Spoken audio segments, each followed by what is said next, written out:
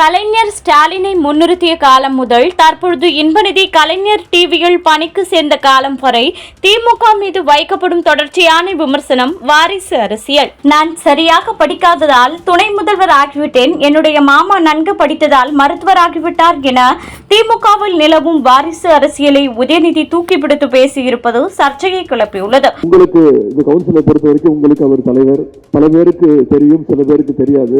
எனக்கு அவர் சொந்த தாய் மாமா, என்னை தூக்கி வளர்த்தவர் அவர். இன்னும் சொல்ல போல கோபாலபுரம் வீட்டில் கலைஞர் இல்லத்துல நானும் அவரும் ரூம்மேட், 2 பேரும் சேர்ந்து ஒன்னா தான் படித்தோம். அவர் நல்லா படிச்சு டாக்டர் ஆயிட்டாரு, சரியா படிக்காம துறைமுக அமைச்சர் ஆயிட்டேன்.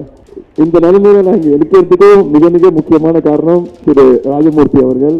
இந்த கருத்து திராவிட முன்னேற்ற கழகத்தில் நிலவும் வாரிசு அரசியலை மறைமுகமாக வெளிப்படுத்தி அதனை ஊக்குவிக்கும் வகையில் அமைந்துள்ளதாகவும் திமுகவுக்கு எதிராகவும் விமர்சனங்களை எழுப்பியுள்ளது.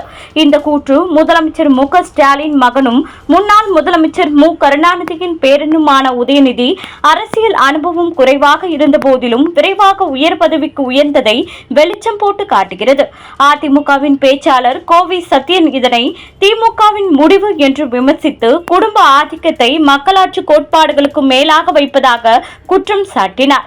அதே வேளையில் பாஜக தலைவர் கே அண்ணாமலை இது திமுகவின் சமூக நீதிக்கான உறுதிமொழிக்கு எதிரானது என்று கண்டித்தார். உதயநிதி ஸ்டாலின் இத்தகைய பேச்சுக்கள் திமுகவை அடுத்த தேர்தலில் மண்ணை கவ்வ வைக்கும் என்கின்றனர் அரசியல் விமர்சகர்கள்.